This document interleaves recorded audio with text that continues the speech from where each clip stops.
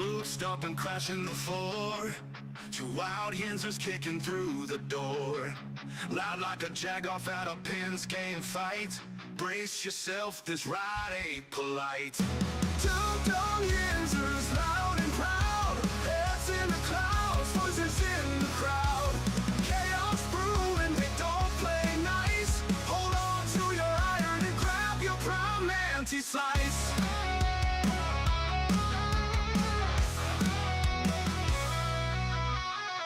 Tales from the burb with a hint of mayhem. Pierogi powered, nothing can constrain them. Knocking back stories like an icy cold brew. You never know what these two might spew.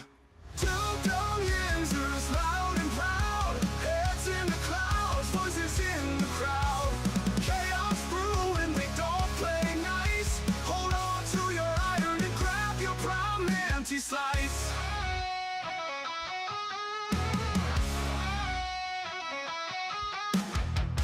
From the bug with a hint of mayhem. Pierogi powered, nothing can constrain them.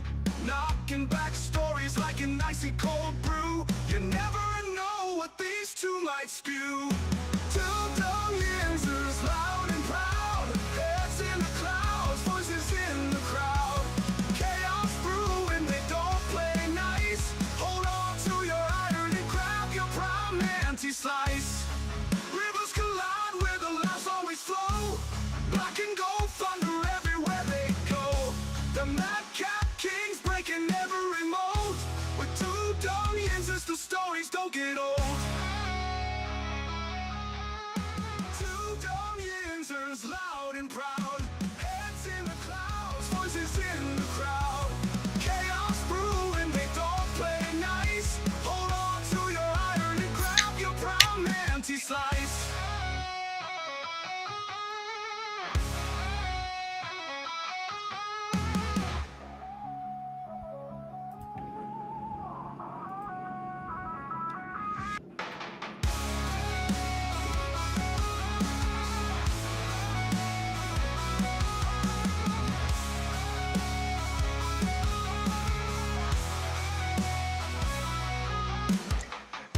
Hola, baby.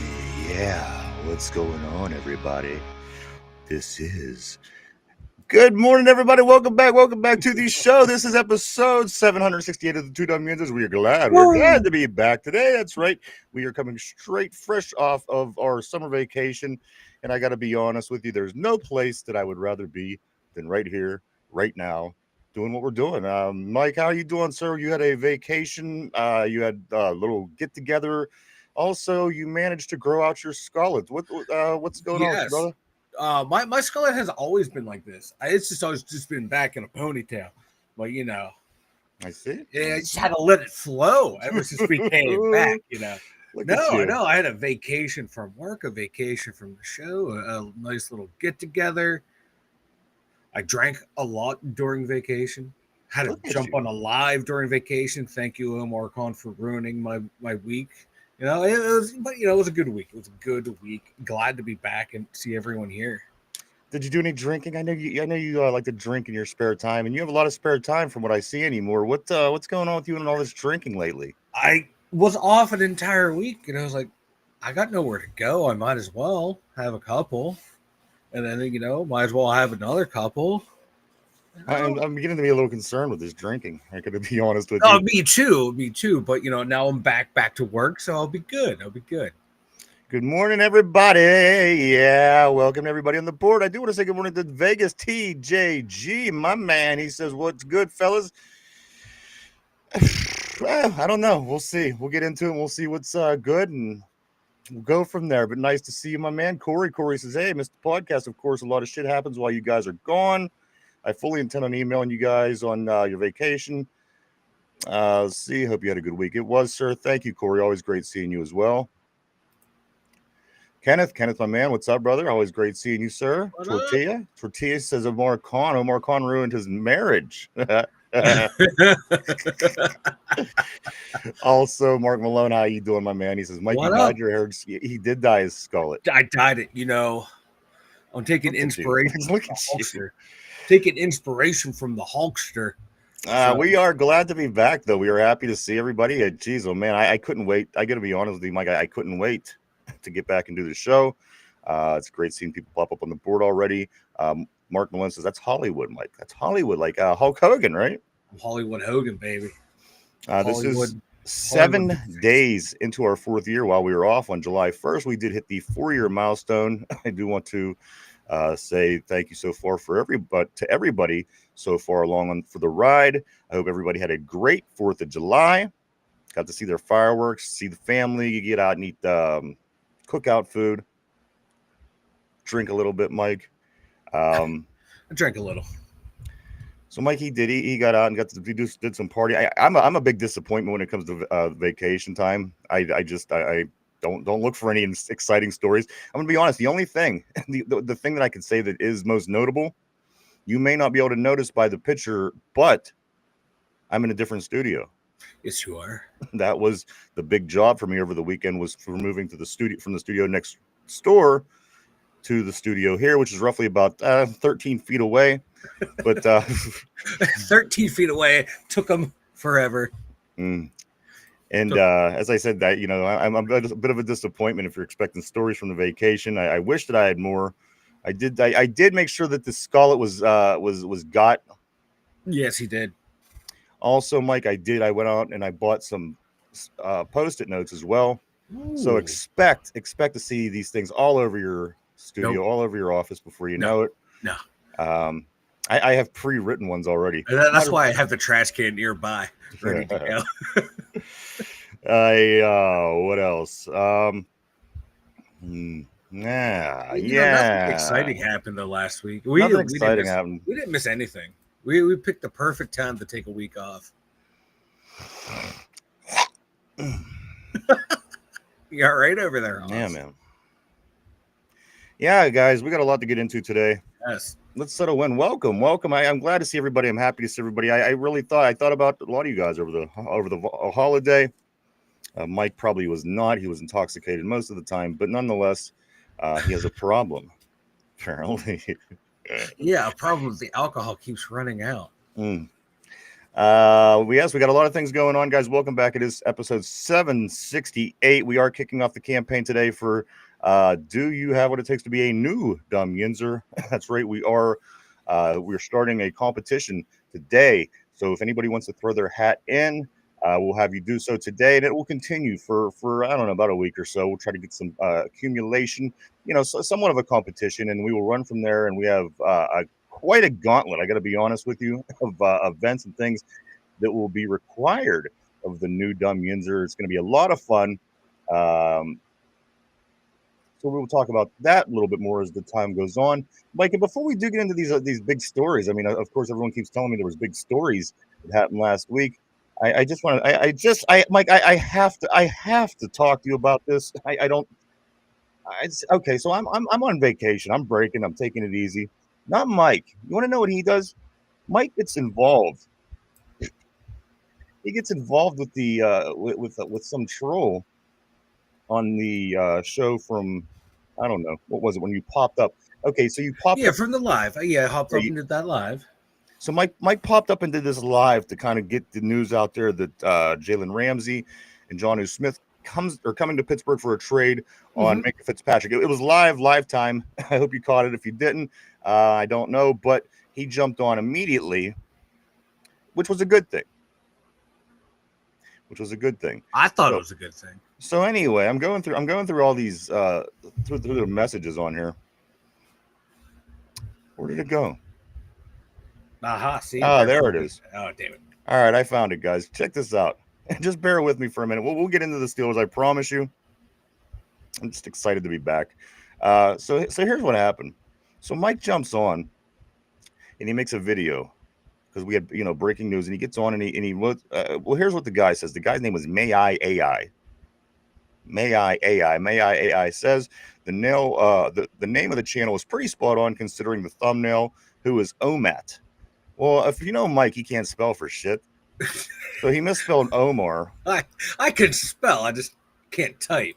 So Mike jumps in. At this point, you should have just let it go. No. Who's this guy? I don't know this guy. He didn't, Anyway, Mike responds. He goes, "Oh no, a grammatical error made whilst rushing to publish. I'm sorry, breaking new. How will our Uh-huh. subscribers ever forgive us?" So Mike misspells news Uh-huh. while he's trying to be smart ass back to the guy. Exactly. And the guy responds, "Breaking new," with a question mark. Can we bring this guy on? Hey, shit happens when you're working fast and hard, baby.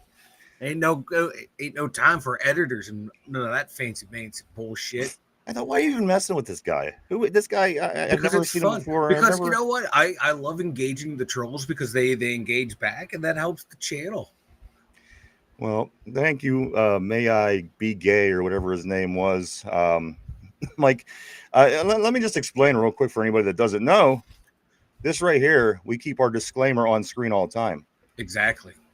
And if anything is said that's dumb or wrong or anything, we could always point back to the sign because we are known as the two Dum Yinzers. So if you expect that, listen, it's our disclaimer. If you watch it beyond that, it's on you.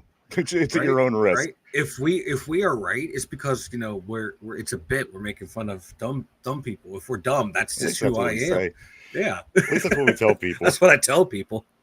I think that May I Gay. I'm living the gimmick. Okay. I think May I Gay and Mike is probably just a little probably upset that Pride Month is over, is what I'm guessing, and he got a little fussy and got on and wanted to bash a little bit. So you know what? That's all good, man. It's okay. It's okay. I can take it. May I AI. Gay I for AI. May I be gay. May I be the gay guy. Brown eye for the gay guy. Oh my god. Oh my god. Ryan's gone off the deep end. He's been off camera for too long. I think this guy gave me a blumpkin once at a porta potty at Clark's down in Fayette County. Oh my god. You're something else today. Well, I'm not. I mean, it doesn't make me gay because he gave me the blumpkin. But well, hey man, hey, whatever you as long as you say no homo, I guess you're good. So I just didn't want to throw that out. I want to throw an invite out to May I Be Gay and let him know that he can come on anytime and call Mike stupid because that's fine. Bring it. Because we know he's stupid. So that's all I could do for you. Beyond that, I got to talk football, guys.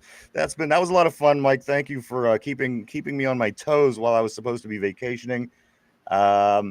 Tortilla says it's 99 cents a month for correct spelling. That's right. That's that shit. All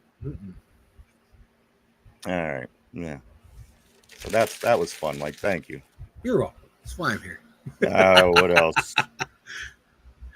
Again, yes, we are back, everybody. We're back. Let's get into it. Let's do this. Pittsburgh Steelers, of course, make some I mean, come on. If this isn't a splash move, what is? Yeah. Mike, we made a splash move because of a lack of splash move by the player involved in the big trade last week, guys. Of course, the first day we don't have our show in over a year. The biggest news in Pittsburgh Steeler history happens. Of course, it wasn't the biggest story in Pittsburgh Steeler history. However, this was, again, a few days old, but we are going to talk a little bit about this. Mike, Minkah Fitzpatrick off to Miami in trade for Jonnu Smith and trade for Jalen Ramsey. This was a trade that I didn't think was going to formulate. To be honest, I thought just like DK Metcalf when he said he wanted to play somewhere warm, I thought that this was the same thing that Jalen Ramsey was saying, which would make me think that he would go play somewhere warm, maybe where he won a Super Bowl in Los Angeles. Plenty of cities out there. So, again, a little bit thrown off, Mike, by these guys making these comments. Usually when they say this, they do make these moves. However, Omar Khan, Mike, this might be one of the biggest exciting off seasons that I've seen in my life by a Pittsburgh Steeler team.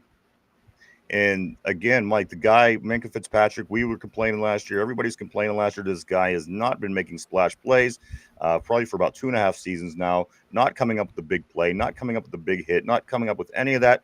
And we got a lot of heat for it. We'll get into the heat that Pittsburgh got for making the move because a lot of people think that we are on the losing end, which I disagree, Mike, and I certainly will get more into that in just a moment. But so this kind of makes a problem that we had a little bit of a different problem, because now we're trading away our Pro Bowl safety. Now you got to play defense a little bit different now. Like, people aren't going to respect that down the middle of the field over the top, because we don't have that particular all pro back there that we had for a lot of, for quite some time now. So, this could either go one of two ways. We could go after a couple of the names that everybody's been talking about. Justin Simmons, and who's the other guy you like, Mike? Justin Simmons and Blackman from Indianapolis. Blackman. Yeah. So, I mean, as long as we're still looking around, they're talking about putting Jalen Ramsey at safety, which, I mean, that's fine. But why did you take an all-pro safety and trade him for a cornerback and move him to safety? So that tells me they have something else they're looking for, Mike. Again, we're just a couple weeks from the guys showing up at football camp up in Latrobe. Things could happen at any point. We found that out last week. Nobody was expecting the Jalen Ramsey deal to happen like it did. It was just out of the thin air. We woke up and there it was, big story. And Mike gets into a fight with people online, and here we are, Mike. How do you like it? How do you like the big move? I haven't really talked to you much about it. What's your scoop, man? I like the big move. Jalen Ramsey still has a lot left in the tank. Watching the film from him last year, he still has the speed and the quickness to where if he gets beat off the line, to where he can make up time and space. So I'm not worried about him being 30, 31 this year. I like the way he plays. He plays physical as well. He still has a knack for finding the football and interceptions, which, we haven't seen from Minka in forever. He had one last year for the first time in felt like 2 years. So, yeah, I like this move. I like Jalen Ramsey. You can play him inside, outside at corner. He can play safety, too. You can move him around that secondary. Now it's just going to be, okay, can Juan Thornhill step up? His time in Cleveland wasn't good, but his time in Kansas City, he was a damn good safety there. So, which one are you going to get? I still think we're going to pick someone up through free agency as well. And then you add Jonnu Smith into it as well, who can also play slot receiver, a little bit of outside play, slot tight end play, inline tight end, gives you more weapons on the offense. I like this trade. You give up one player and you get two in return. And two guys who played really good football last year. For a guy who hasn't played good football in 3 years, I think it was a runaway winner for the Steelers. A lot of people like the move. A lot of people are confused. They didn't understand why exactly they made the move. And you know what? I can't say that I'm not in that boat. But again, this is something that I guess we're going to have to learn. That we're going to have to learn as a norm with this GM and with this group of people that are running things. Again, great. I like getting Jalen Ramsey. And again, people were saying the age. We're the oldest team, blah, blah, blah. For one, Jalen Ramsey's 30 and Minka's 28. You're not bringing in you're not exactly giving up youth for that problem I have no problem with. I do want to get to some of some reactions. I do know that Buffalo Bills fans really took to the internet because for whatever reason, they just clumped themselves in with the better teams in this league. And I think it's a complete farce. I'm getting on and seeing that Buffalo Bill fans, the Steelers aren't going to be anything. They're just really old now. Why don't you just, we should be able to get trade us TJ Watt, blah, blah, blah, blah, blah. Blah, blah, blah. And my thing about Buffalo Bills fans is they literally never, ever did anything. No. They choke all the time. They've choked 4 years in the early 90s in the Super Bowls. They've done nothing but choke with their franchise quarterback since they have him now. Of course, Josh Allen, who I would love to have. But like this team, the fans, it's funny. These kind of things are funny because they'll get online and they'll make you think, damn, maybe we're wrong. Maybe we're wrong.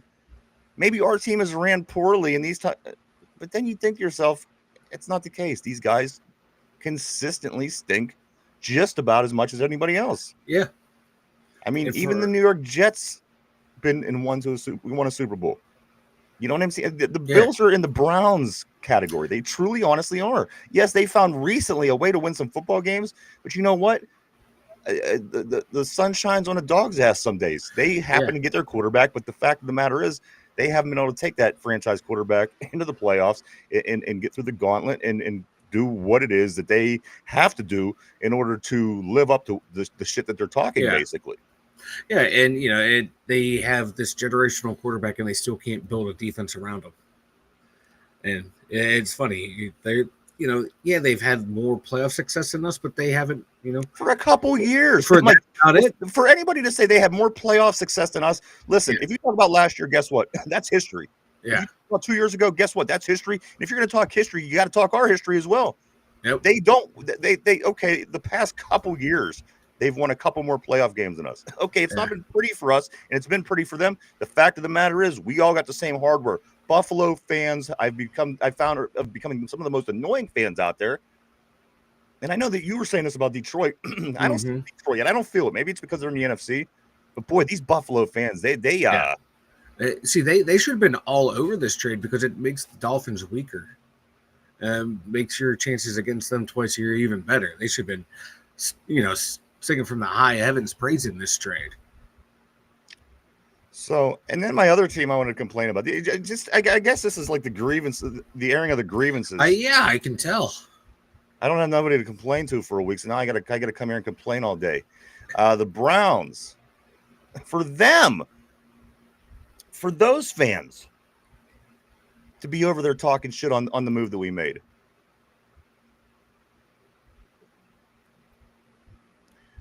This team has not won a playoff game in their stadium, and they're building a new stadium.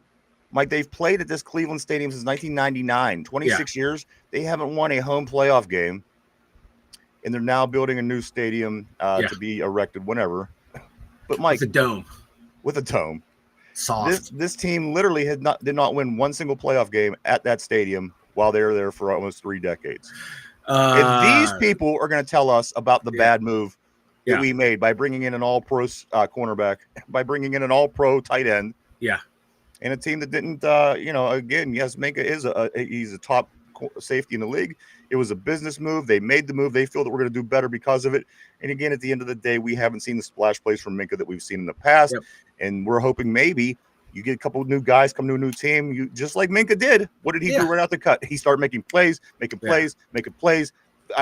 shutting games, closing games out. This is hopefully what I think maybe the team is hoping to see from some of the new blood coming in. Yes, they're not the youngest guys ever, which that, Mike, I mean, that was a complaint of mine early on. And of course, our quarterback makes it really easy for this argument. But at the end of the day, F Cleveland, you can't even win a home playoff game in at all, ever. So anybody that ever wants to talk shit from those two fan bases, F you. Right? You really don't know what you're talking about. All you're doing is being a troll. And again, they'll say, well, that was back in the day.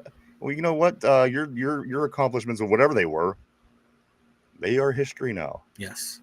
So you gotta match history with history. And guess what? They've never done anything. Nothing.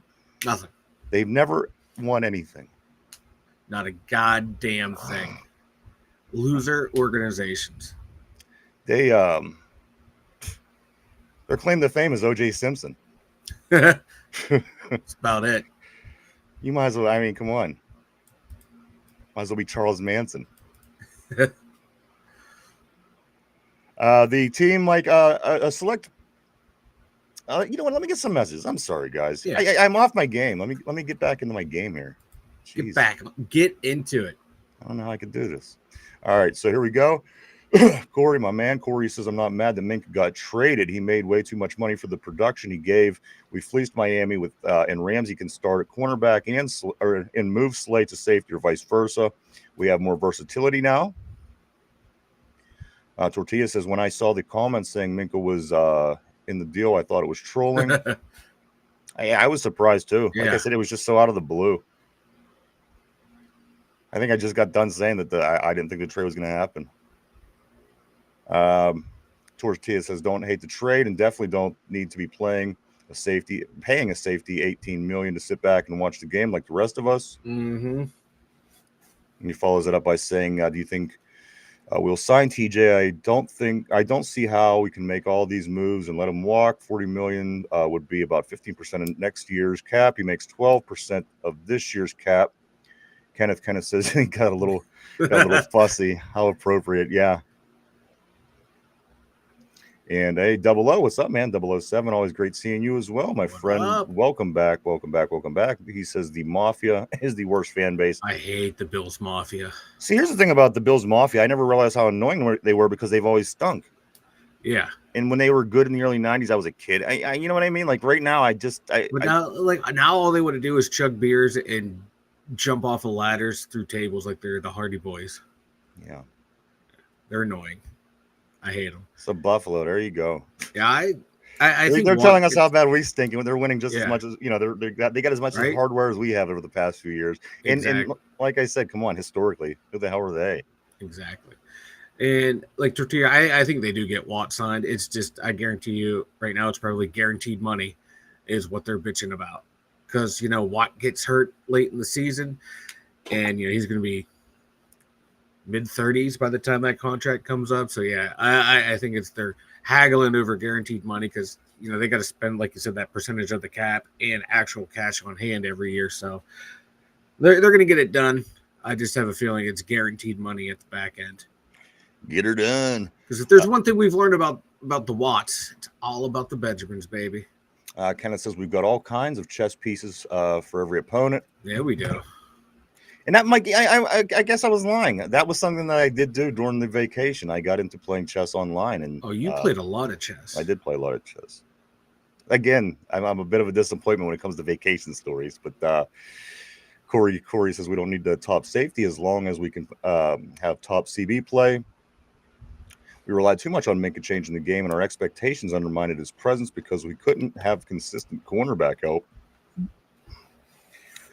And Corey says he needed a change of scenery. I like it. Like I said, at the end of the day, I'm not pissed. Whatever. Mm-hmm. You know what I mean? Oh. I think that there's still plenty of time. As a matter of fact, I didn't think that they were going to make this move. So for me saying that, it could very well, we could wake up tomorrow and we could have Justin Simmons or the other fellow from Indianapolis. So again, I'm not. We got 3 weeks, Mike. I believe 3 weeks, and then 2 weeks. A little over 2 weeks, and the guy starts showing up at camp. And you know what that means? We're just right around the corner. And at the end of the month, we have an NFL game between the Chargers and the Lions on the last day of July. Everybody, we have NFL football, albeit preseason. Nonetheless, it is NFL football, and it does start the wheels in motion. And I can't complain about that. And Mike, I just can't quite look at you seriously with that thing on your head. But there you have it. It's 4th of July. You got your red, white, and blue on. The Scarlet was in big demand here on the show. You didn't let anybody down. It was. We do not let the Yinzers down here at the 2 Dum Yinzers. I was playing Renegade over the holiday, and I played it on a loop. And that next thing I know, man, this glorious little skeleton just popped out. The headband came out of my head. Your name should be Terry. Terry Bradshaw, Terry Balia. Every single guy named Terry that ever lived had that haircut, Mike. You look like hell yeah. Don't be hating on Terry's with this haircut. Kenneth, I couldn't agree more. Kenneth says Buffalo Bills are underachiever with that quarterback. Absolutely. I would love to have Josh Allen. Is this just a case of Mahomes is today's Tom Brady? Would these other guys, would even Cincinnati, have more opportunity? Would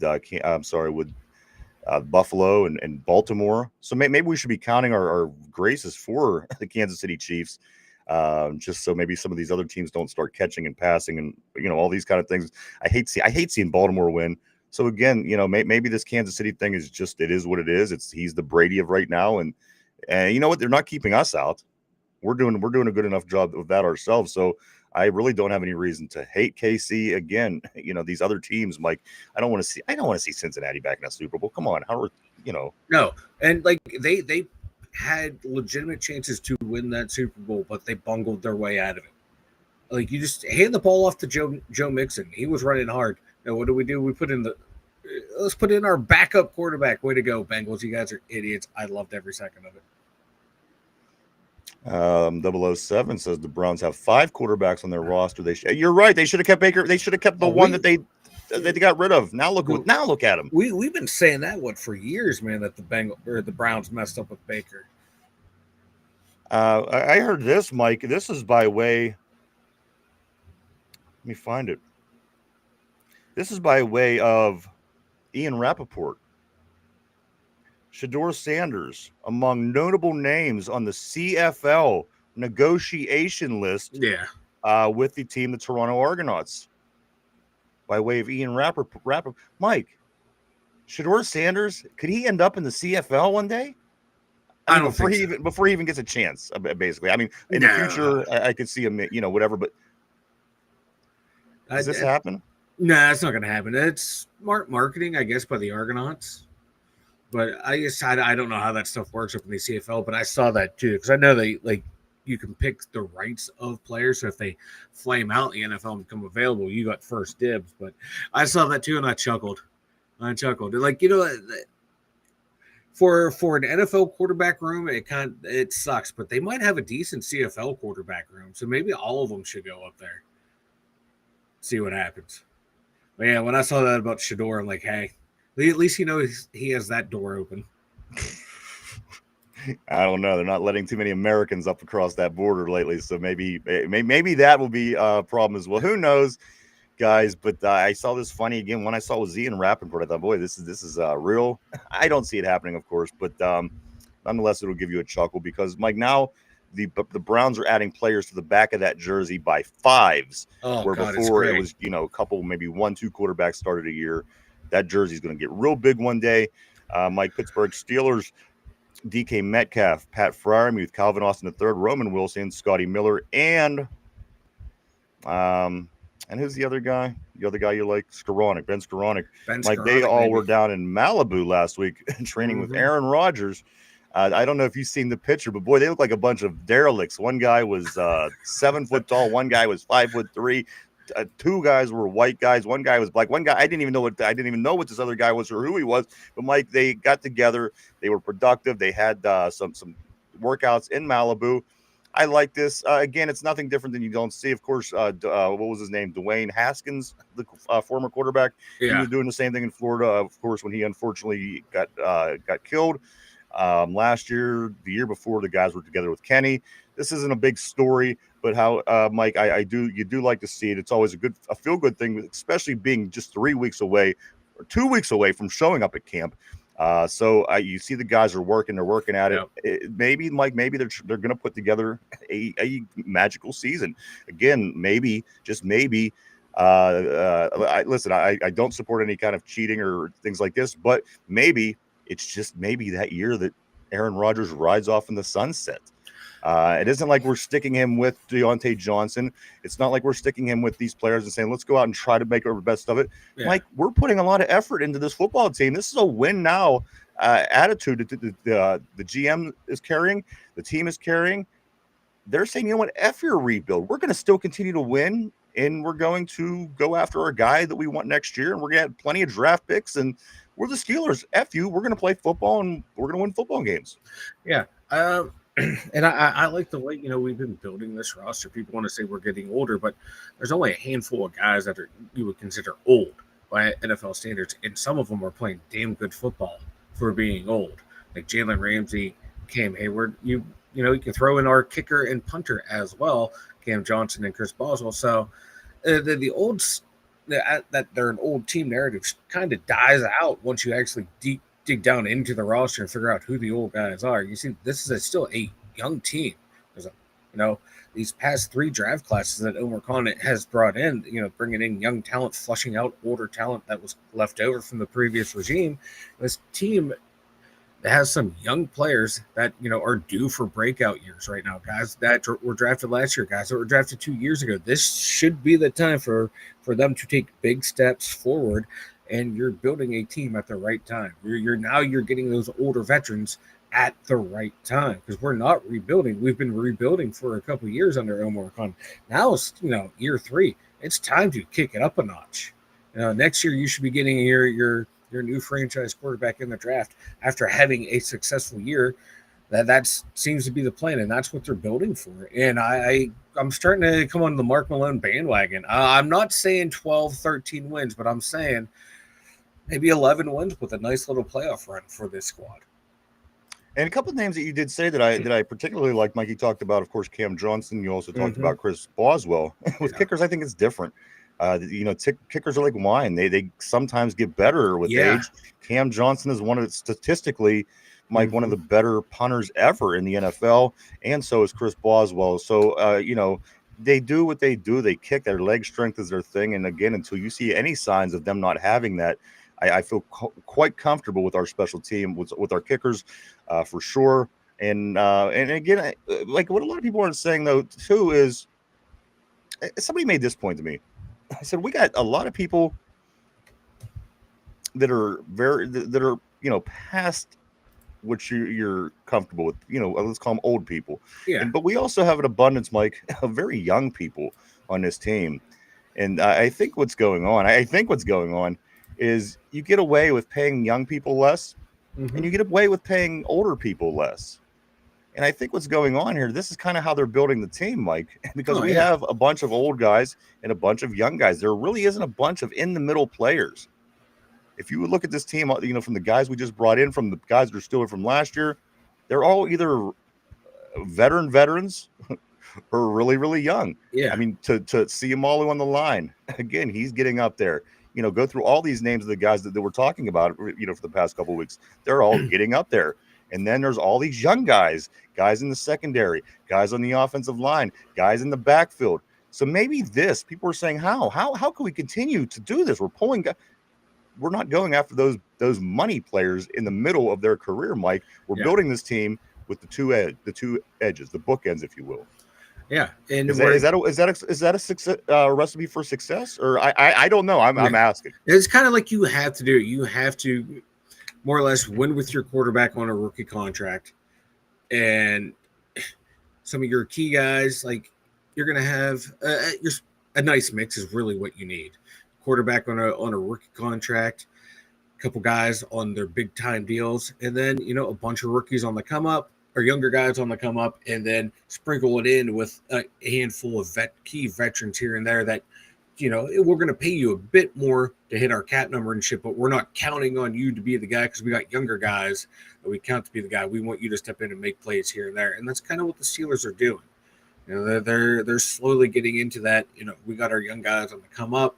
A couple guys are going to get into that second contract, but by the time they get that contract, some of this big money is going to be gone or spread out from people like getting extensions like Watt. So the way they're building the roster, I like it. It's a nice mix of young and old, not relying on either group. Not extremely old, not extremely young. And the thing is, yeah. Because look on offense, like people that are over, let's say like 28, so people 29 and up. Calvin Anderson, he's a backup. Mason Rudolph, a backup. Jonnu Smith, your number 2 tight end. Sayamalu, a starter. Robert Woods might not even make the team. Patterson might not make the team. Then Aaron Rodgers. So you really only have 1, 2, 3 guys that would consider to be old. But even then, Sayamalu's not that old at 31. Jonnu Smith's not that old at 29. So they're still productive players, still good players in the league. So it's not like they're ancient. Well, I got to admit, yeah. I mean, it doesn't feel bad. I'm not sitting here, kicking myself saying, "Oh man, we really screwed ourselves. What are we going to do now?" I mean, my logic. You need your guy. You need your guy under center. Having that guy back there obviously is what gets things done. Look around the league. Yeah. Excuse me, of the teams that are in fact winning a lot of football games. Yes, we're riding that line. Everybody knows the story about the Steelers with their winning seasons, but these teams that are really getting done, they have their guy, Mike. They have their guy, mm-hmm. And I'm not changing that at all. I still believe in that. But for the decisions that were made, and you have to kind of continue with the flow of things, I don't hate this. I like the talent we brought in. I like Jalen Ramsey. And you know what? If they don't work out, we'll deal them out just the way we did with everybody else that comes and we're not satisfied with. The big story, Mike, of course, is TJ Watt. This contract deal, it's gonna be astronomical from my prediction when it finally does happen. I think they wrap it up right before camp starts. That's my opinion. And I think that he earns himself a very, very, very big contract, Mike, probably bigger than Myles Garrett, which is going to put him in astronomical tax brackets and all these other fun things.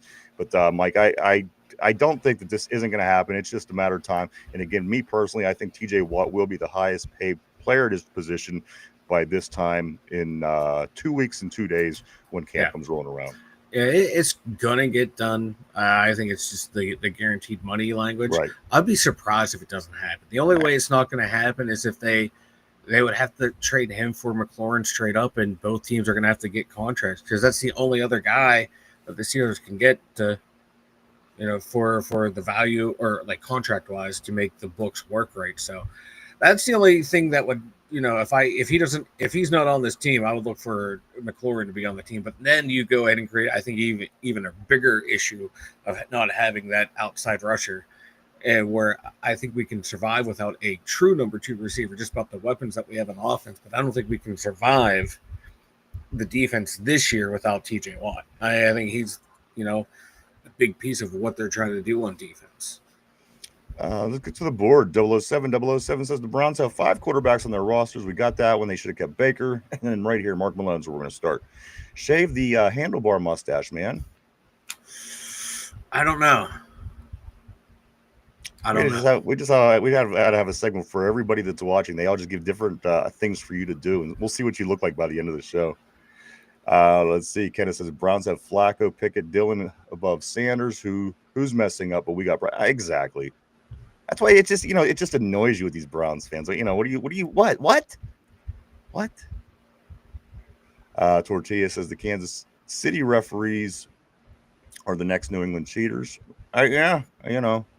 It seems awfully suspicious when teams are able to be successful for this long, and you start to see these teams week in, week out, and there's things about them that aren't quite as special.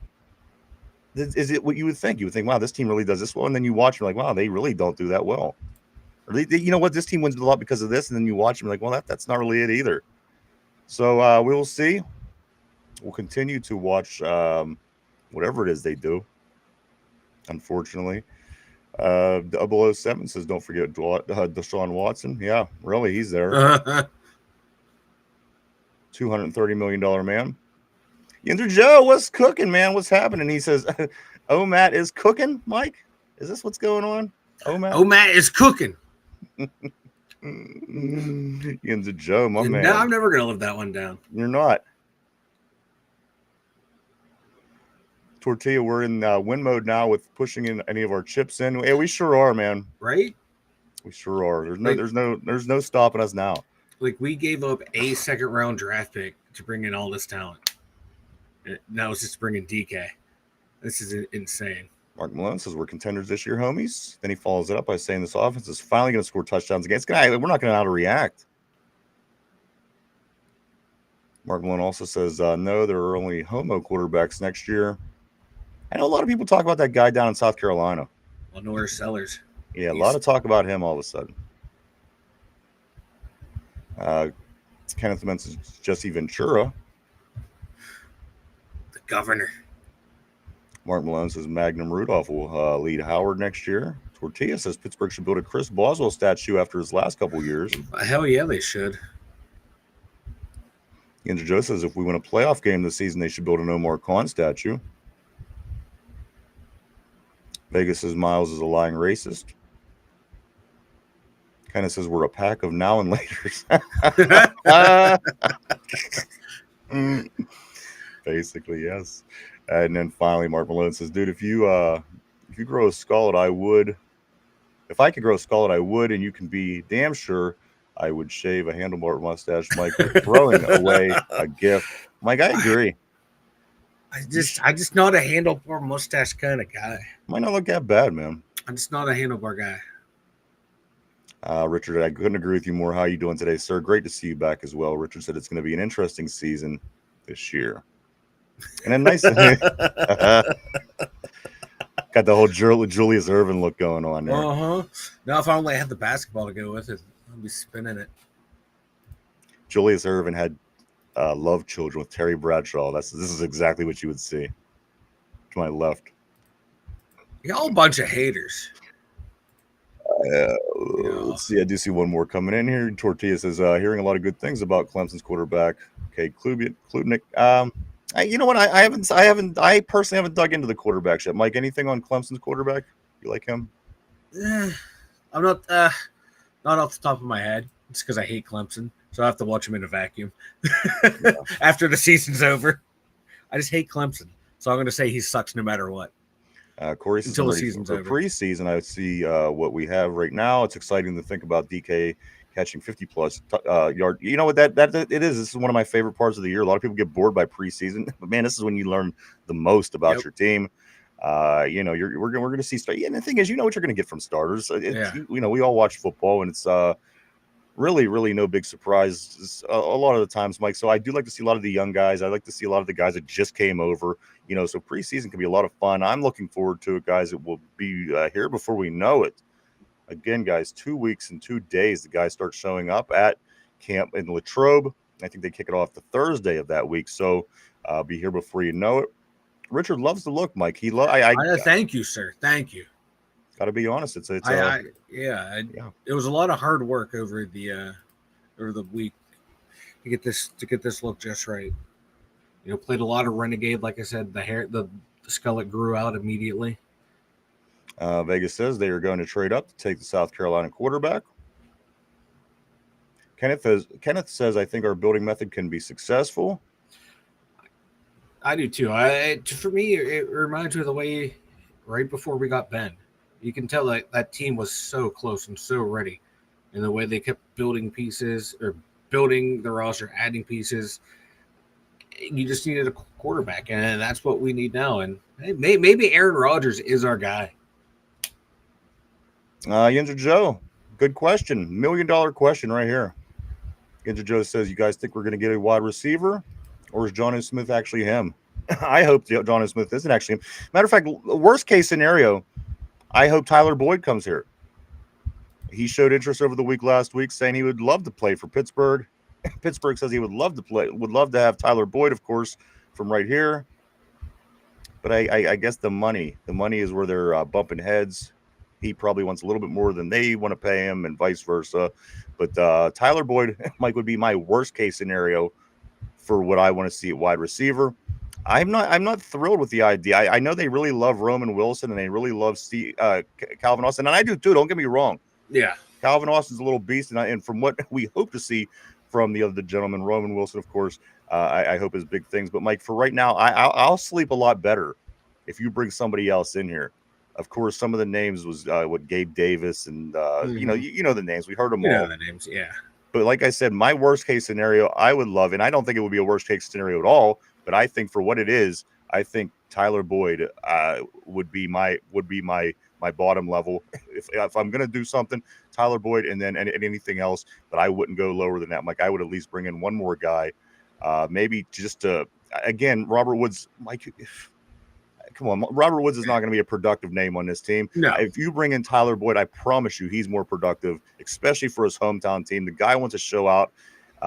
I say worst case scenario, bring in Tyler Boyd. That's my take. Yeah, that would be my worst case scenario as well. He didn't do a whole hell of a lot in Tennessee last year, but that's Tennessee. That team was god awful. I would like him.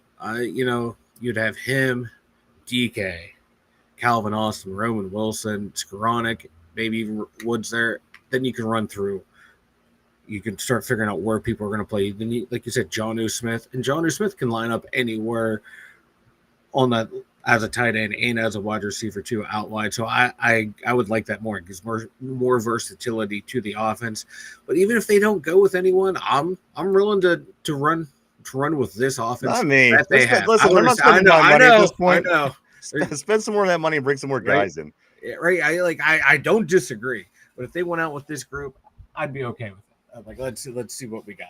But if they can get Mike, worst case scenario, do they make one of the two moves? Do they either bring in somebody to play safety or do they bring in somebody play wide receiver? Mike, what I'm saying is there any chance time goes by and slips into the season and we don't take any action on those two positions? I think we're going to see a safety before we see a wide receiver. Okay. I really do. And I don't think it's going to be Simmons. Why is that? I don't know. I can just see a team offering him more and him going there. I just have a feeling we're not going to get him because he's the guy that we want. We wanted him last couple of years that he was available. I just don't see it happening. I can see someone like Blackman or Whitehead. Blackman or Whitehead. Yeah. What the hell's wrong with you? What? I'm sorry, that's their names. All right. I would Brother. take Jordan Whitehead. I would too. Just like Hey. you know how they want to use him and deploy him. I still think he's a good player. He's a really good player. I mean, he's Well, won the like they Super said on the Bowl. board, you know, if you have your better corner play, I'm not going to need a lot out of my safeties. And then you still got Deshaun Elliott back there. See what Juan Thornhill can do. If he can get back to his Kansas City days, not his Brown days, I think we're going to be good. Just as I want to also get the safety Reed. Vegas TJG says, wouldn't it be great if Aaron Rodgers goes out like Elway after winning back-to-back? Dude, that'd be great. I mean, if he could go out on a white horse and going to his, I mean, come on, the guy was multiple-time MVP. He's going to pass Ben for 5th all-time on a lot of records. Why not let the guy go out with a Super Bowl win? I'm not for setting games or fixing games, but just the way things play out, I would like to see this happen. If Aaron Rodgers will in fact go out as a Pittsburgh Steelers, that's the only way I would accept him going out with the Super Bowl win, Mike, wearing our uniform. Anywhere else, I think I whatever, F this. But Mike, if we could win this year on a Jerome Bettis last season, Ray Lewis last season, Right. John Elway last season. Come on, I mean, we've seen it happen a million times. Tom Brady last season. Yeah, why can't we get that? It's kind of a theme in the NFL. That's all I'm saying, guys. It is a copycat league. It is a copycat league. I'll take it. If it happens, if we win the Super Bowl this year, I promise you, we will shave Ryan's beard. Yeah, I will. I'll do that. Yeah, why not? I'll shave my head. But Mike, just think, guys, if we don't find anybody, there is a Mr. Chase Claypool ready to make his NFL comeback, Mike, huh? No. Maybe if we can get him and then trade him for a 2nd-round pick again. Yeah, I'll do that. If we could get him and fleece somebody else with him, that'd be great. Exactly. I'll do that in a heartbeat. In a heartbeat. Kenny says, "Do you think we'll extend Austin and Warren before TJ?" What's going on with their contracts, Mike? Are they? They're up this year. They like to, if they do want to extend them, they usually like to get that stuff done before training camp. Yeah. So it wouldn't surprise me if they do, because that's usually like their self-imposed cutoff is they don't negotiate during training camp unless a guy's holding out. Right. So I don't know, but Omar Khan is doing things his way. Speaking of Omar Khan, Mike, Omar Khan signs for 3 more years. If you like the job that Omar Khan has been doing and done, Mike, this is his 25th year with the team. He just signed for 3 more years as the GM. So if you like what he's doing, like I do, again, I like the proactive style. That certainly, I mean, come on, we've never in my lifetime seen an constant incoming of big name players. They went everywhere else in the league. Yeah. People would pay them, and we'd always say, why is the Steelers getting Ben Skoranek, just for example? Yeah. You know what I mean? All these other teams are getting this guy. I like the way that Omar Khan is keeping up with the league. Yeah. It's something that I think that a lot of people would argue that Steelers are a little behind in that area, because you always want to go back and say, oh, they want to play like the 70s. I don't think they want to play like the 70s, but I just don't think that they are quite caught up to what the league was doing. I think Omar Khan has done very well at doing just that, Mike. I listen, at this point in the game, I'm willing to see where it lands us. We were used to the other way. We went the old Steelers way. We won some, we lost some. This is where we're at now. I'm ready. I'm here for it. Let's check out, see what DK Metcalf can do. Let's check out and see what Darius Slay can do. Let's check out and see, again, I wasn't a big Aaron Rodgers fan up until he's my guy now. So let's see what he can do. Let's see what Jalen Ramsey can do. Again, these are always moves that the Steelers never made in the past. I'm down for the ride. At this point, what the F, right? Yeah, what the F? And a lot of these moves, do you consider any of them high risk? No, I don't consider any of them high risk. I think the reward is much better. Yeah, and that's the thing. Like, none of them have been like crazy panic type moves. And we had to extend DK Metcalf, but we got the cap space for it. Might as well spend it on a guy who's still going to be productive for the next 3 to 4 years. You see the way he keeps himself self in shape, so I don't see his skills diminishing quickly due to injuries or just him being out of shape. Jalen Ramsey's still showing he can play at a high level, and he's showing a willingness to like, hey, if you ever need me, I'll go safety full time. I'll pull that play like Rod Woodson did, and I still think he would be a viable safety in this league if Jalen goes back there. But he's still a viable corner as well. So another good move. Jonnu Smith, you got him for a year. He's a rental. More or less, you gave up a pick swap for him. Perfect. And like none of them are bad. Aaron Rodgers are one and done. We do have a million tight ends, but at the end of the day, he's another weapon. Yeah, and you he can line up him in up different spots. Right. Yeah, because you can still run out DK Metcalf, Jonnu Smith, Pat Frymuth, and Darnell Washington all at the same time. They're gonna be lined up in different spots. It's going to be fun to watch. And like none of these moves have mortgaged the future.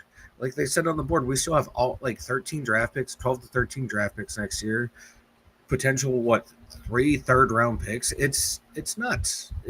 Omar Khan has done everything right. It's just now can everyone else live up to their end of the bargain? I agree. I really do agree.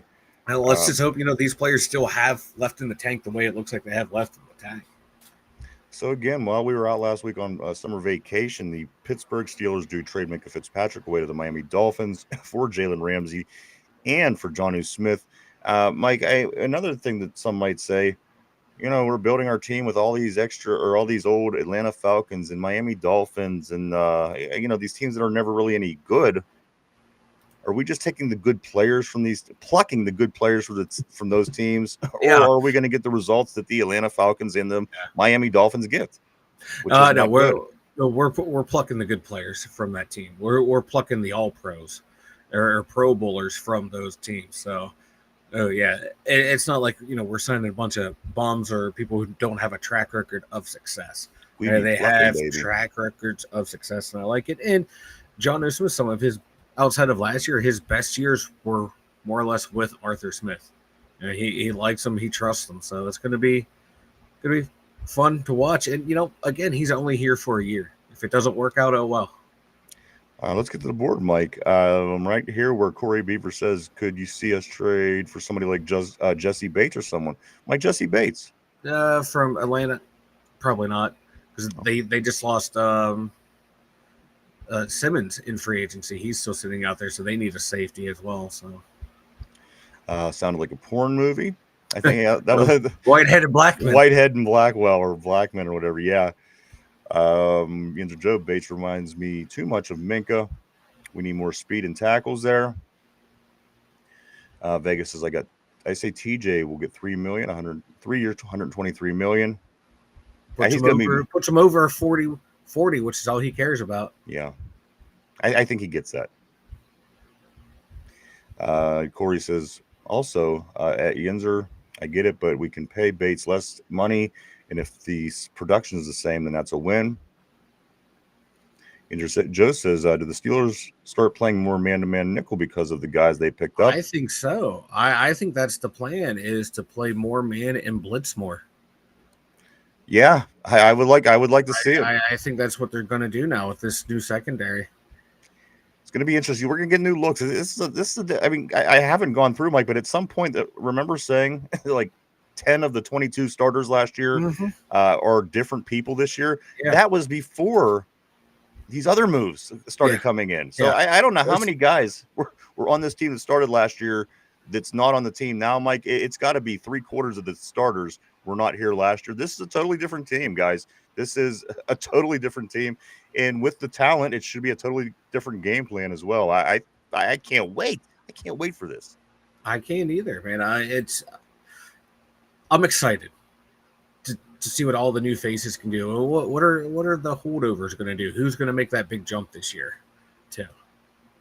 Let's get on the board and go right here. Vegas has all these moves and didn't use a future high draft pick, right? I mean, who would have thought 2 years ago DK Metcalf would be a Pittsburgh Steeler? When we were sitting around waiting for Brandon Ayuk till mid-season and that falls through. Who would have thought DK Metcalf and Jalen Ramsey? And I mean, come on. Right? Mark Malone says, the Roman is going to be a force this year. I hope you're right, man. You know what? That's an X factor right there for me. Mm-hmm. If Roman Wilson he comes out healthy this year and shows out and does great things, boy, that's going to go such a long way for this team. Big time. And like I think they said it on the board, might be one of the next comments. It's like how the route runner, just how good he is at routes. Yeah, I like it. We haven't had someone like that since Deontay, and hopefully he can catch better than Deontay.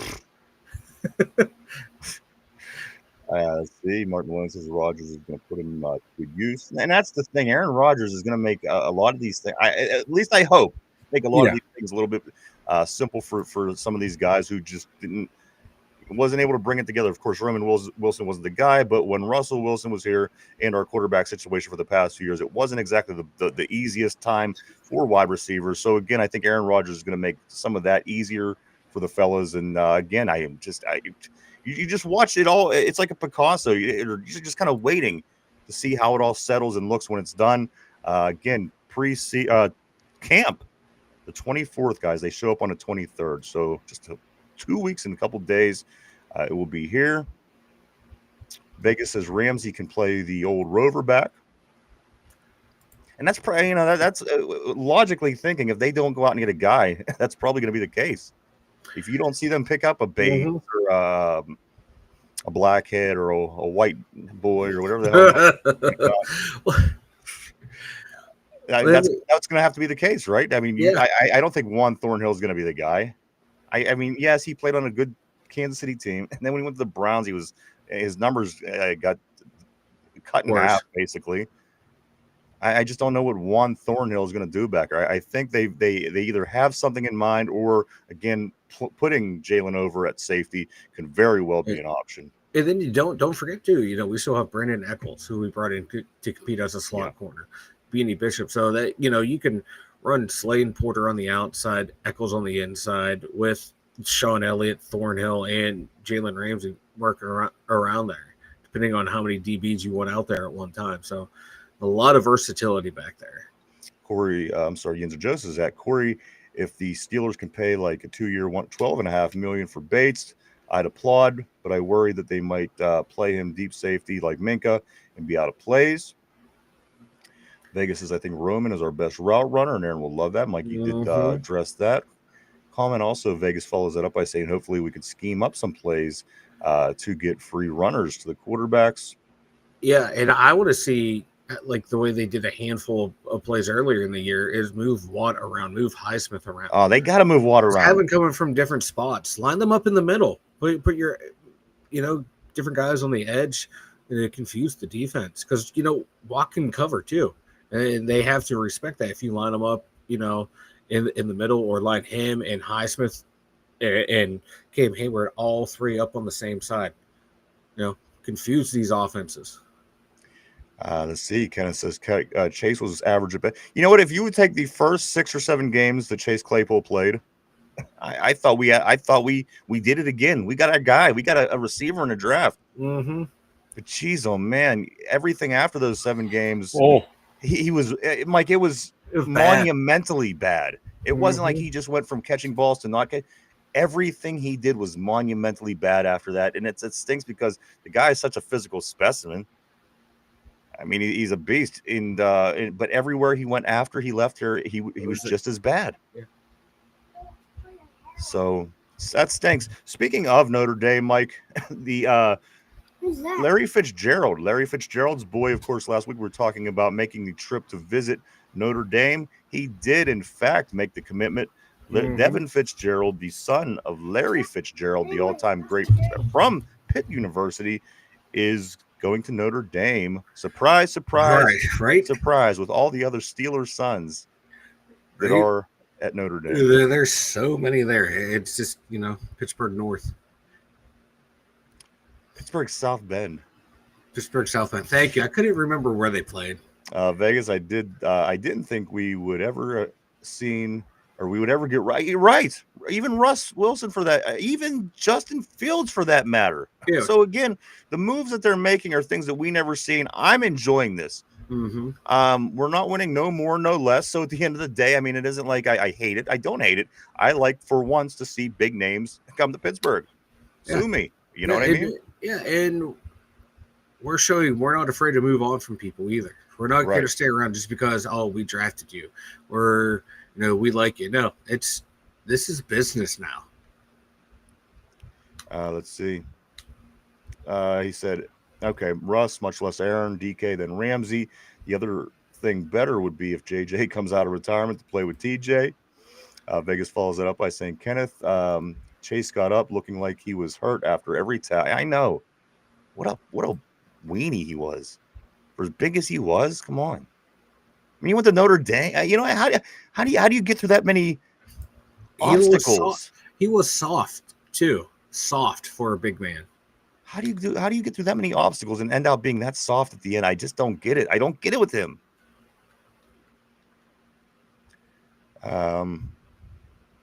Corey, as long as our corners play up to par, then Thornhill doesn't need to do a lot. He just needs to keep his eyes open. And that's one thing we took for granted with Minka. He did manage to be in the right place a lot, and he made a lot of tackles. Tackles after everybody else didn't make a tackle. A lot of times Minka was there to finish the play and stopped it from a 25-yard touchdown run. You know what I mean? So there's going to be things we miss. No two ways about it. But again, it's still, guys, we got 2 weeks here till camp. We got quite some time. Mike, we have preseason, of course, then regular season. So we have plenty of time to get things done. I'm not convinced that they're not going to make a move at safety. We'll continue to keep an eye on that to see if they do. But I think it will be beneficial, certainly, if they could go out and get one of these names as we're talking. I like Jordan Whitehead. He's from he went to my high school, as a matter of fact. My high school merged with another school, but that was where I went to high school. So I'm a big Jordan Whitehead fan. Pitt superstar, Super Bowl winner, a major playmaker. The guy is in on every tackle, like a lot of these big name safeties. If he comes to the Steelers, I think he gets a lot more recognized. And again, people know who Jordan Whitehead is. But maybe I'm a homer, but I would like to see Jordan or Tyler Boyd, of course, be Steelers next season. Let's move on to the next comment right here. Joe says exactly, Kenneth Jones. Claypool only benefited from the stacked players they had on offense. What a shame. I wanted to like him too. I really did. Vegas has put both on the same side every so often because why not? Joe, why couldn't Slay play safety? I don't think they view him as a safety. I don't know if he can play safety. I know Ramsey wants to play safety. Vegas is one of the craziest stats ever. Larry Fitz has more tackles than drops in his career. That's amazing. Larry, dude. Beast. Larry is amazing. No two ways about it. It sucks that he's always on a bad team. I would love to see him. And even with that bad team, was only this far away from winning a Super Bowl. So if you would have seen him on a good team, Larry Fitzgerald would be, if he had a quarterback throwing to him consistently over the years, he had some of this, he had some of that. But at the end of the day, if he had himself a quarterback, who knows what his numbers would look like. Larry Fitzgerald, one of the best. Again, his son Devin off to Notre Dame. Let's see. Vegas is one of the crazy. Okay, right there. Mike, looks like you played at nose tackle in center in school, and Ryan played defensive end, tight end. Yeah, you're not actually that far off, actually. 1 year I played football, was a guard. I did play both defensive end and tight end. Vegas got some kind of abilities over there. Just kind of stopped me in my tracks. But that is the case. I seen Mike play. Mike, what did you play? Center, guard, and tackle. No, just a guard. Center of the bench, guard the water bottle, and tackle anybody that went near it. Damn straight, baby. Damn straight.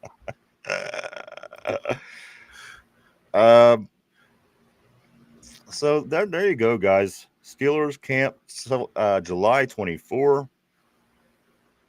I'm going to move on with a few things. Bear with us. We do have a pretty good Steeler trivia question here. We're going to go through some of the other sports that went down, Mike, last week. I'm sorry, while we were on break. Let me start with this Pittsburgh Passion Gals football. Listen. Give it a chance. On Saturdays, it's on YouTube. And when it's on YouTube forever. Go check out the Pittsburgh Passion. First round of the playoffs, Mike, they played the Mile High Blaze. They beat them 48-6. They're legit. It's not. You're not going to watch this football team and think, "Oh my God, I'm watching girls play football." These girls are legit football players. It's a damn shame that they're not getting paid, and what they're being able to accomplish, it's amazing. Give them a chance. The Pittsburgh Passion this week, Mike. This is the championship round. If they win, they go on to the national championship. It's a rematch. This is the three-match, third time the DC Divas and the Pittsburgh Passion are going to go head-to-head, Mike, this Saturday at home. It's at West Allegheny High School, 6 o'clock. Whoever wins goes on to the championship to play the winner of the Seattle Slam and the Minnesota Vixen. All good teams left in it, Mike. I have a lot of faith in this Pittsburgh Passion ladies team. If you would have watched the last game, and as I said, it's on YouTube. Do yourself a favor. Look what the quarterback, Makai Chavez, is doing. My God. Tearing it up. And she's throwing the ball better than I've ever seen her throw before, too. Man, unbelievable. Everybody, if you haven't done it, do yourself a favor. Check out the Pittsburgh Passion. Again, Mike, they are one game away from going back to Canton to play in the championship. So this Saturday, 6 o'clock, they do take on the DC Divas. The only team that beat them this year, they split with them. So it's going to be one hell of a game. I promise you, you're not going to be disappointed. We got a safety who puts you in mind of Troy Polamalu. She scored Mike, not only being on every tackle and leading the league in interceptions, she also took a punt back 103 yards last week for a touchdown. D. Harris, Mike, I love this team. Again, It's not just like what you see your black and your gold out there. They're hitting hard. And again, you don't sit there ever and think to yourself, I don't want to watch these girls play. They really play good football. Do check them out. Saturday, they will be playing live again, 6 o'clock in the playoffs. With a win, they'll be back heading to the championship. So I'm going to be rooting for them, Mike. DC Divas, Pittsburgh Passion, 6 o'clock on Saturday at West Allegheny. I'm all for it. This team is just playing some lights out football. They're playing their best at the right time. Some overachieving going on with some women here in Pittsburgh, Mike. And the other football, the soccer gals, the Pittsburgh Riveters in their inaugural season, they make it to the playoffs, Mike, and they lose to Aurora. Aurora beats the Riveters in the first playoff game ever by the Pittsburgh Riveters, which I think it's amazing that they've even got that far, did the things they did, and accomplished the things they did in such a short period of time. Pittsburgh Riveters season is done in their inaugural year as they lose 2-0 in the first ever playoff game against Aurora. Yeah, they went a lot further than I thought they would. So well done to them. What a great, Again, you can't start off any better. So good for them. Mm-mm. Be looking forward to year 2 from the Pittsburgh Riveters. Mike, their male counterparts, the guys, they end up winning. They beat New Mexico United 1-0, and they'll be back at it on Sunday at 5 o'clock when they'll be taking on Loudoun United this weekend. Mike, you can see the guys, the Pittsburgh Riverhounds. Let's talk about some funny things, Mike. The Pittsburgh Pirates. The Pittsburgh Pirates they've done about 4 things since the last time we've all been here together that qualifies them to be in history books for Major League Baseball for the rest of the time. Believe it or not, this team either does the best ever or the worst ever. The only difference is the best ever comes in small doses. Mike, from the time we finished up the show last Friday, for the next 6 days, the Pirates swept the Mets. The Pirates swept the Cardinals by way of shutout through all 3 games. They outscored the Mets and the Cardinals, who both had significantly better records than the Pirates did, by a score of 43-4. 43-4, the Pittsburgh Pirates. That's right. Yeah. 6 games in a row. They get a day off, head out west. Mike, they just finished a series with Seattle where they got swept every game in the series. So these things that they're doing, nobody has ever, Mike, since 1914, has beaten anybody in 2 series by the score of 43. They have 43 runs and let up less than four or less runs, which is the best ever, one of the best ever. So there you go with the good end. Yeah. And then the bad end, they follow it up. Has any team, and I don't know the answer to this, has any team ever swept a series and then followed that series up by getting swept all by shutouts?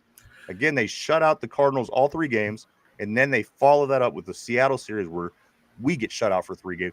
I've never seen it. It may have happened. I don't know. But again, I'm sure it puts us at that other end of the spectrum that we talk about. Yeah, if I read correctly, I think it was baseball history. We were like the first team to do this, or one of the first teams since 1900 something to Yeah. do it. So yeah, typical Bucko fashion, making all kinds of history. Yeah, I was like, cool, man. The offense is turning around. We're not going to be this hot. At least we go out there and win 2 against Seattle. Don't even put up a run. Bucko baseball. Don't ever change, boys. Don't ever change. It's just comical at this point. The Pirates, they do start a new series today. The series is in Kansas City, Missouri, as they travel to Kansas City to take on the Royals. Mike, the Pirates come with a 38-53 record. The Kansas City Royals come out with a 41-48 record. That game 1 is today, a game of 1 of 3. Today at 7:40, Andrew Haney will be going up against Noah Cameron. Haney coming in with a 4-7 record, 4.16 and 71 strikeouts, while Noah Cameron's coming in with a 2-4 record of 2.56 and 43 strikeouts on the season.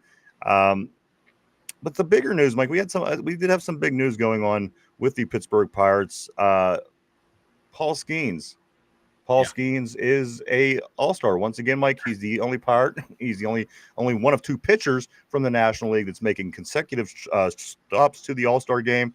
Mike, he has a billion strikeouts. His ERA is lower than turtle balls.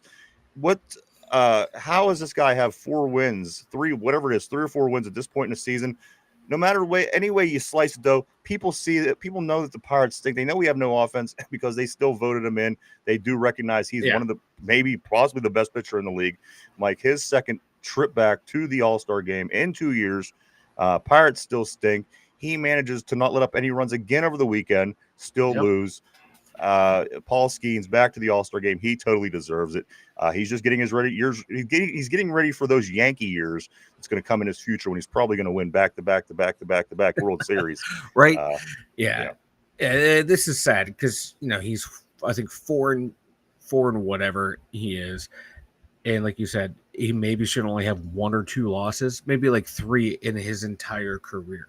This cat is pitching at a level that we haven't seen, like we say all the time, since like the late 1800s, early 1900s. These are the pitchers that he's put up against, Right. like Cy Young back in the day. So he's playing or pitching on a completely other level, and it's nice to know that people are actually paying attention to it and not just looking at he has a losing record, he sucks. Like, no. It's a 1.9 ERA, so many quality starts. He got pulled in the 5th inning after 78 pitches, and then 2 innings later, the bullpen blows up. Like, are you kidding me? 2 more quick notes, Mike, about the Pittsburgh Pirates. Positive notes. David Bednar our closer, another guy from right here in the area. Mike, David Bednar did win National League Reliever of the Week last week, so that's a good award for him. And finally, Mike, the other big talk, of course, is the trade deadline that's coming up at the end of the month. They have the All-Star break coming up here in about another week and a half. And then the next big date will be the trade deadline at the end of July. Will Mitch Keller be on the move? This is my take, Mike. I think that they don't. I say they don't do anything, and I'm going to tell you why. This isn't. Again, we're going to go through these messages in a moment, but I see Vegas has bipolar buckos. That's what it is, because at any given day, this team could be a really good baseball team. They really can, and they have. When Jared Jones comes back next year, if you keep Mitch Keller around, you still have a pretty high-end pitching staff as far as your rotation goes. These other guys, they just got to get their shit together. I just don't understand why people put on Pittsburgh Pirate uniforms and they forget how to hit a baseball. It's what you've done since you were probably 4 years old, right? But you put that Pirate uniform on. It's a curse. I don't get it. But, Mike, I wouldn't sell. To be honest, I would not sell this year. I would keep every piece I have, try to build, fix the little things that you need to fix. But once you start playing like a team that has 3 number 1 pitchers on your rotation, you're going to win a lot of baseball games, Mike. You're going to win a ton of baseball games. Now, if, we had a competent GM and then a competent owner, they would be adding to this team, adding payroll. I'd give away some prospects. I wouldn't give away Connor Griffin, who might be the number 1 prospect in baseball, but I'm giving away some other pieces. The only ones like Connor Griffin and Bubba Chandler, they're the only 2 I'm not trading. Everyone else I am trading to add bats, add fielders to the team, and add to my bullpen. Because I'm going to build to the future, because you can see this team has a lot of talent. It's just you're finally starting to see some guys turning around under Don Kelly. So why not build? Why not add to what you have here? You have, like you said, a great pitching staff. Add to the team around them.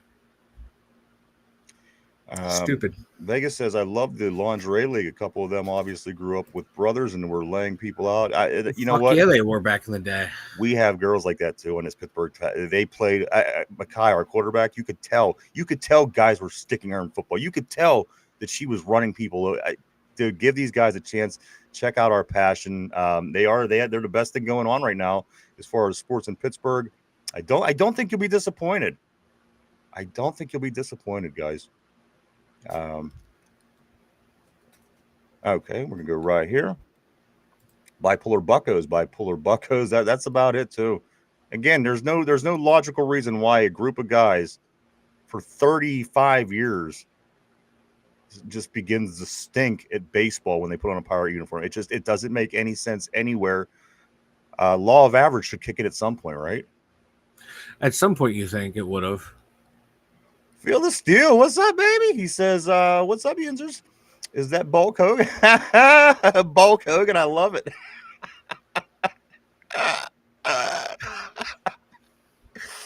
Bulk Don't Hogan. be hater. Don't be hating. Don't be hating. Bulk Hogan. I love it. Oh, God, I love that. That might have been the best thing that's happened to me today. Thank you for that, Bulk. Okay, eat your wings, sing Renegade, and eat Slim Jim. I was singing Renegade. How do you think I got the skullet? Oh, Bulk Hogan. Yo. Kenny kind of says Chase was a body catcher. Couldn't catch with it. Yeah, you're right. Vegas says, can we the fans get the Pirates owner fired like we did to Canada? Yeah, I wish, man. Boy, but nothing changes these guys. I don't get it. Vegas also says, how many players can they get for Paul this year? The Vegas over-under is 9. I'm sure no matter who they are, they'll be terrible once they put on our uniform. Bring in Aaron Judge. I'm sure he'll have the lowest home run output of his career. I don't get it. It's just what it is, right? Feel still, I think Mike watched, but quick take on U.S. Soccer. Coach Paul Tallman. Oh boy, I feel the still on my first day back for vacation. You're really giving me seizures here. Paul Tomlinism on not playing the big Yanks. Polasek, Musa, and USA team would have. Mike, what's your response to this message? That's just typical U.S. soccer. It's just what we do. It doesn't matter who the manager is. They pull stupid shit like that. We should have beat Mexico. We should have won the Gold Cup. Bulk Hogan. Vegas says, eat your hoagies and take your vitamins, brother. Hell yeah, brother.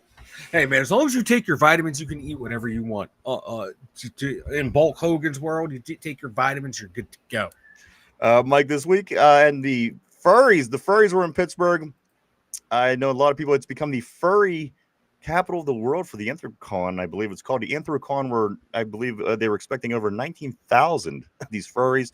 I thought that I was starting to understand the furries, Mike, until I found out this weekend that they just shit on the road like animals do. I seen people that were in Pittsburgh saying, I don't understand why these people are continued to be allowed to defecate on the road. They're not real animals. I've never heard that happen before. I never did either. I didn't know it was a thing. I didn't know these things shit everywhere, but apparently they do. I think that's just people be hating on the furries because Kutch isn't in the area to hit dingers, so they're hating on the furries. Also, Mike, we got Picklesburg. Picklesburg is coming up this weekend, Saturday and Sunday. If you love pickles, get down to Picklesburg downtown every year, Mike. I think this is about 10 years in, and they also are having the pickle riding contest. It's like a bull riding contest, but you ride a big pickle, Mike. Sounds right up your alley. Hell yeah, baby. Ride some pickles, brother. So furries last week Pickle Fest next week. A lot of things going on downtown. Yeah, Dave Parker died last week. That's a great segue. Well, I'm just kind of going over the Dave things that Parker died last week. The yeah. Cobra. I mean, we don't like that. Dave Parker, of course, the Cobra.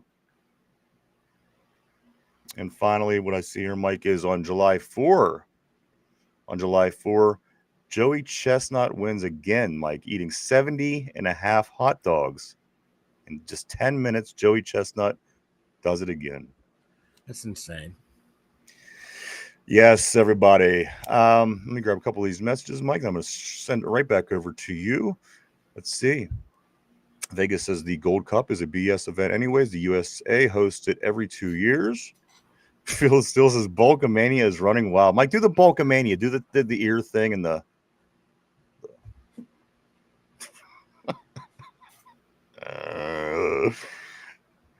oh, boy. Let's see. Vegas says mental problems can make you do stupid crap. That's right. Vegas also does say pickle riding sponsored by Pornhub. Mike, I believe it's the first year. I don't know. Again, I'm not a pickle guy, but I think this is the first year they're doing the pickle riding. You could ride a pickle. I think so. Like a rodeo horse. Phyllis still says the Belch Warrior and the Bulk Hogan. That's right. The ultimate Yinzer maniacs. I love the way Phyllis Steele thinks. Mike, I want to see what you think. Tell us a little bit about this website. The dumyinzers.com. Check it out, everyone. We got all of our links over there. We got our social media. The dumb thoughts making a comeback. So check it out at the dumyinzers.com. Real quick, Mike, O'Neill Cruz did make a throw that was 105 miles an hour, 105.2 miles an hour. It was the second hardest throw out since they started keeping track of this. Mike, the second fastest throw out from the outfield, assisted out, 105.2 miles per hour. Oof. If only he can be consistent. Let's jump into the trivia, guys. Trivia of the day. This is a Pittsburgh camp question. Of course, training camp starts in 2 weeks and 2 days. Guys start showing up on the 23rd. Camp starts on the 24th. Yes, that's right. Today is the 7th. So we'll be here before you know it. And we do have NFL football on our television by the end of this month. Guys, it is so close. Let's get ready, Mike. Put on your thinking cap. Everybody at home, here we go. This is the question of the day. Here it is. What year did the Steelers start holding camp at St. Vincent College in Latrobe? What year did the Steelers start holding training camp at St. Vincent College in Latrobe? Take a minute to think that over. We're live 5 days a week right here, Monday through Friday, 11 a.m. to 12 p.m. Eastern Standard Time every day right here on YouTube. Michael. Think a little bit longer. www.the2dumyinzers.com. Check it out. Mike does a lot of good stuff over there on the website.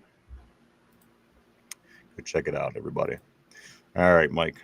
What year did the Steelers start holding training camp at St. Vincent College in Latrobe? Field still says 2005 on the board. Anybody else has any guesses? Throw it on up there. Mike, what do you think? Let's go with 1969. 1969. That's an interesting year to pick. Mike picks 1969, the year of Woodstock, if you will. Question of the day. What year did the Steelers start holding training camp at St. Vincent College in Latrobe, Pennsylvania? Phyllis still says, don't Google it, Bulk. I was thinking the same thing. I'm not Googling nothing. Vegas says, I wasn't even born. I know that much, and I'm 52. Mike says 1969. Phyllis still says 2025. Question of the day. What year did the Steelers start holding training camp at St. Vincent College in Latrobe, Pennsylvania? The answer, of course, guys, 1966. Ooh, 1966. Prior to that, they had many different places they held camp prior to, but since 1966, guys, they've been meeting up in Latrobe every year for training camp. That was close, Mike. That was close. Phyllis still thinks you were Googling it, but so I want to say, man, it's been a lot of fun. And also, Mike, what are you doing? Don't let me forget this. This is the start. This is the campaign. We're this week starting will you be the new Dum Yinzer? This is something that we're starting this week. Anybody that wants an opportunity, we're going to run a gauntlet basically.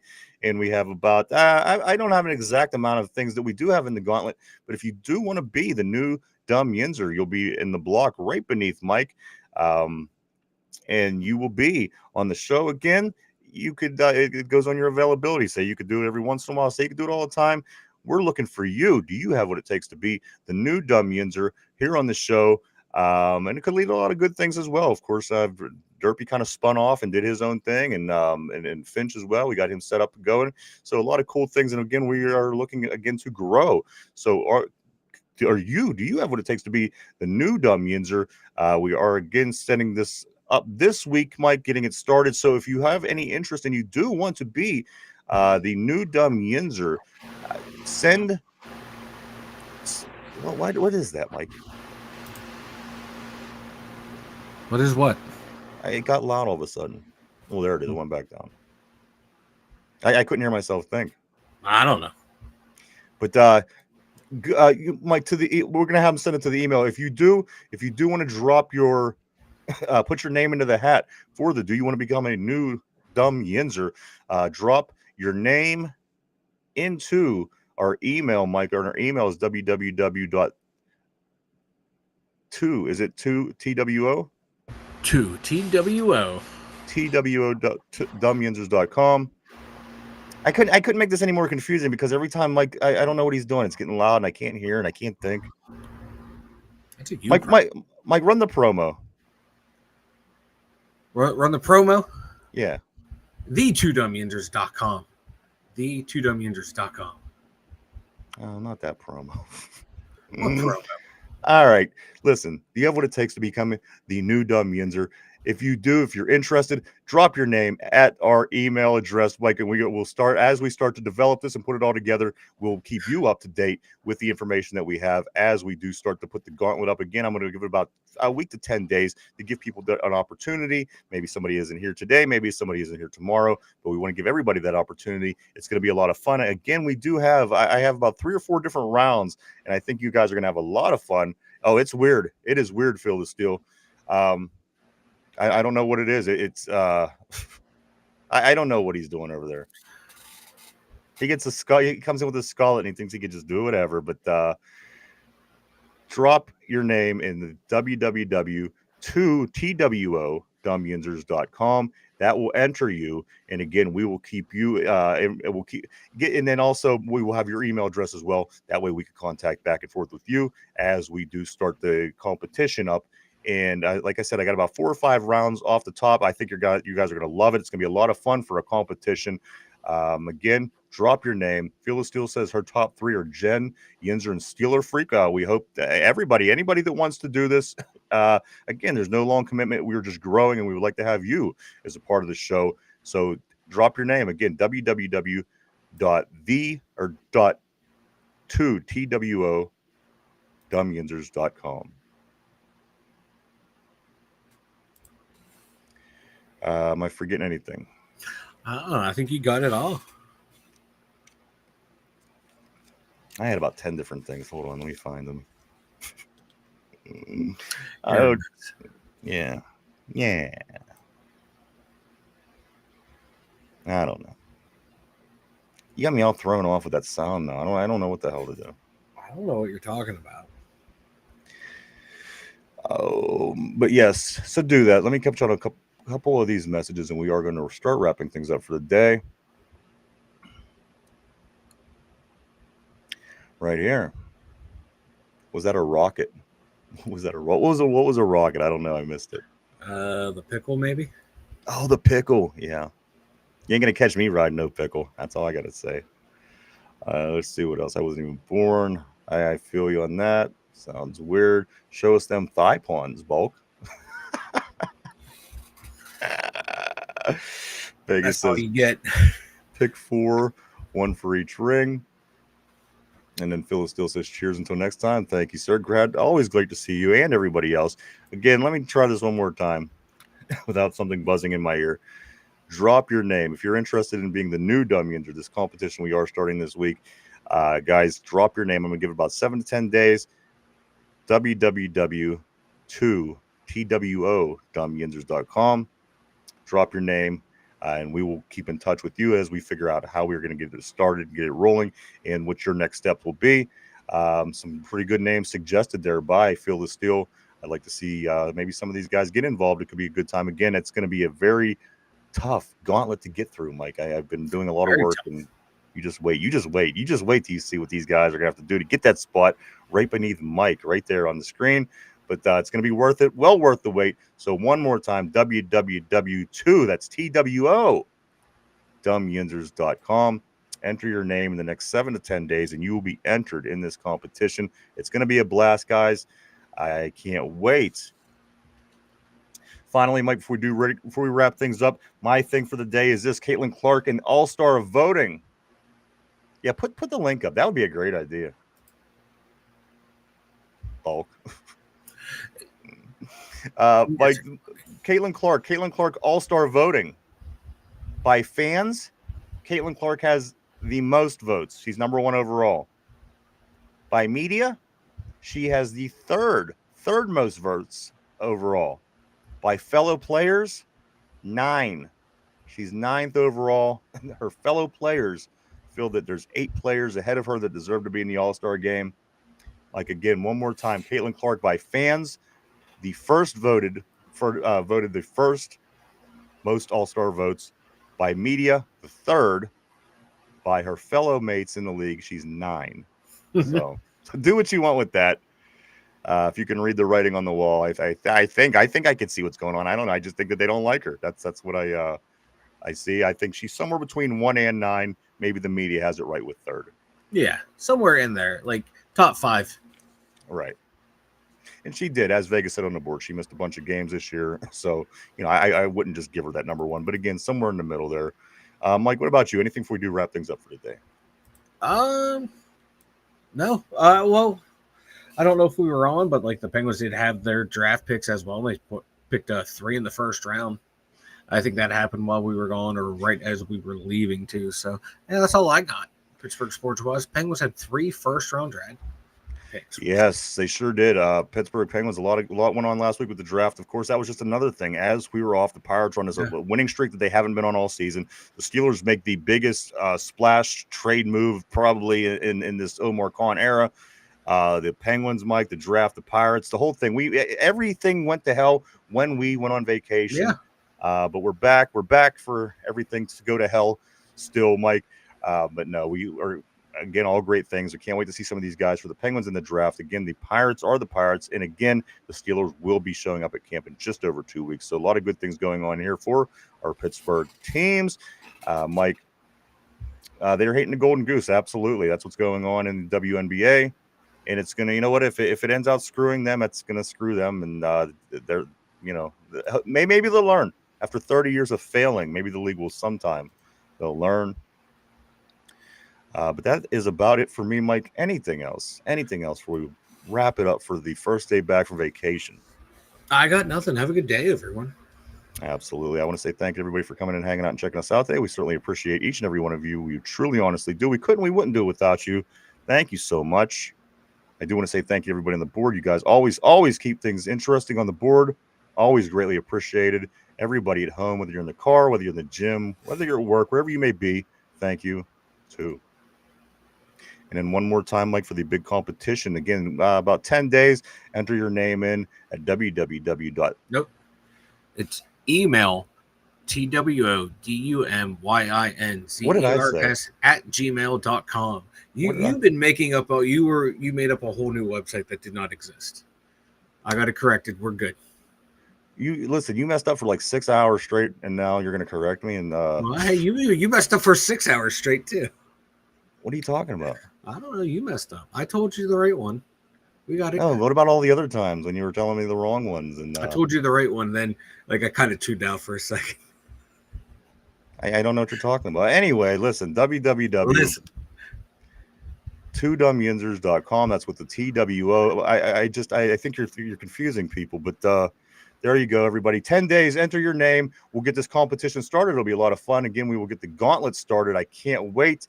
I can't wait to see who can make it to the very end and to see who will be sharing the screen right underneath Mike when that does happen. So that do add your name in the next 7 to 10. We will get that started. Mike, I do think that's it. Make sure you hit the like and subscribe button. Also, check us out on social media. You can check us out on Facebook, Instagram, Threads, X, wherever social media may take you. You can check us out and hit the like and subscribe button there as well. Again, I want to say thank you, everybody. Mike, anything else before we go without confusing the hell out of everybody? I haven't been confusing anyone, but don't be hating the headband, fellas. Don't be hating the headband. People love the headband. Vegas says it's a little too tight. Fearless Steel says, hey, Mike, do it. What you going to do when Bulkamania runs wild on you? Mike, I don't think there's any other appropriate way than finish out this show with your song. Why don't you hit the Mike's Scarlet song? We want to thank you so much, everybody. We hope that everybody has a great Monday. Stay safe. Stay cool. And we'll see you back at our regular time tomorrow. Don't forget www.Dum Yinzers.com. I don't know why Mike made it so complicated. No, you're right. No, you're sending everyone to a website that does not exist. If you need to sign up for this, it is TWODUMYINZERS@gmail.com. Email me. I got the list. See, why would it be the word? That's what I don't understand. Everything we have is the number 2. And I think that's what's throwing me off. It's right below Mike right there. TWODUMYinzers@gmail.com. I just don't understand why it has the word in it. Because I made the email address before we've. And it's confusing because when you're trying to see what the website is, it throws people off because one has a number and one has.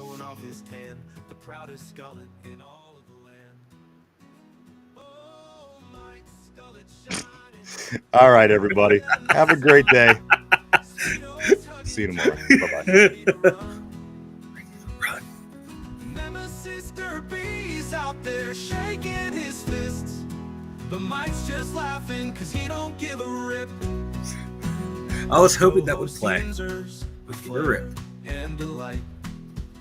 Knows every punchline. I was hoping you'd put a 2 in the email address.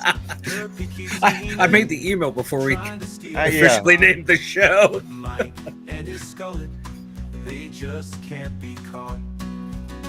Oh, Mike's skullet shining brighter than the sun. Brighter than the sun, right here. Bulkamania, brother. Bulkamania, run wild. Nemesis Derby's out there shaking his fists, but Mike's just laughing cause he don't give a rip. Well, that's too much work. Down at the pool, he's a sight to behold. Skullet's a trophy worth more than gold. This is worth more than gold, Ryan. He's making big waves, living life his way. No need to behave. Derpy keeps trying, but he can't compete. Mike and his speedos, he's got that beat. I wonder if May I Gay I could come up with an email address. There's no stopping Mike. He's the king of See you tomorrow, everybody.